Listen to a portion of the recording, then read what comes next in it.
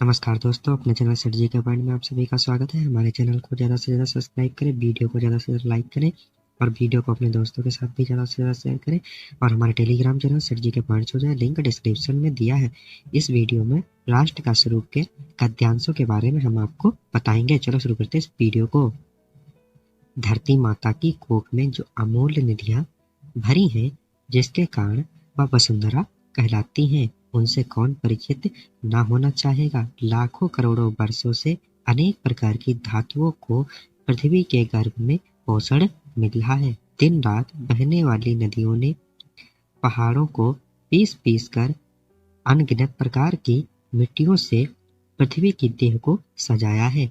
हमारे भावी आर्थिक अभ्युदय के लिए इन सबकी जांच पड़ताल अत्यंत आवश्यक है। पृथ्वी की गोद में जन्म लेने वाले जड़ पत्थर कुशल शिल्पों से संवारे जाने पर अत्यंत सौंदर्य का प्रतीक बन जाते हैं।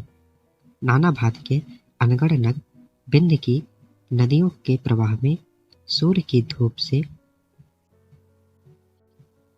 चिलकते रहते हैं। उनको जब चतुर कारीगर पहलदार कटाव पर लाते हैं, तब उनके प्रत्येक घाट से नई शोभा और सुंदरता फूट पड़ती है। वे अनमोल हो जाते हैं। देश के नर नारियों के रूप मंडल और सौंदर्य प्रसाधन में इन छोटे पत्थरों का भी सदा कितना भाग रहा है। तदेव हमें उनका ज्ञान होना आवश्यक है। प्रसंग यह लेखक ने राष्ट्र के निर्माण के प्रथम तत्व भूमि अर्थात पृथ्वी का महत्व प्रतिपादित किया है।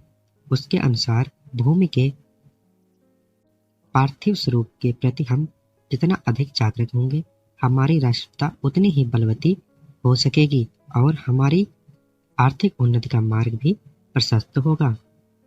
व्याख्या: हमारी पृथ्वी के गर्भ में असीम मात्रा में मूल्यवान खजाना भरा हुआ है। यह पृथ्वी मूल्यवान वस्तुओं का विशाल कोष है। अनेक प्रकार के मूल्यवान रत्न को अपने में धारण करने के कारण ही इस पृथ्वी को वसुंधरा कहा जाता है।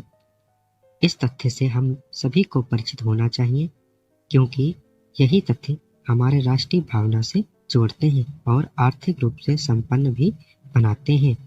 हजारों लाखों वर्षों से जब से इस पृथ्वी का निर्माण हुआ है, इसके गर्भ में विभिन्न प्रकार की धातुएं पोषित होती रहती हैं।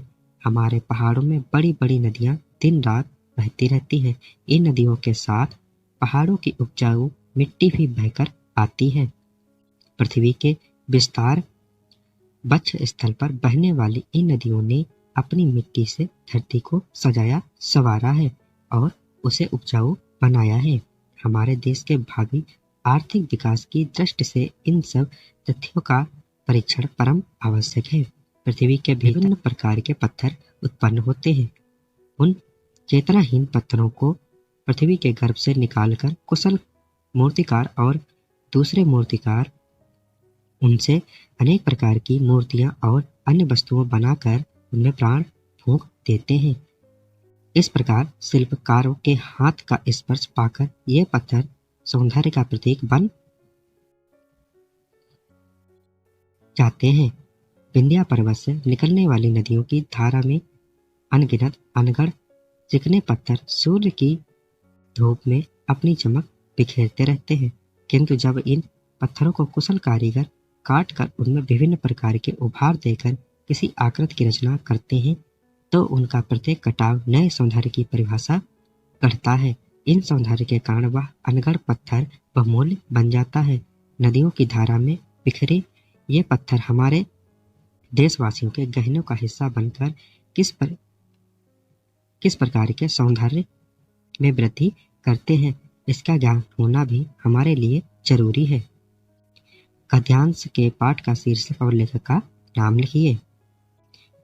रेखांकित अंश की व्याख्या कीजिए। पृथ्वी को वसुंधरा क्यों कहा जाता है?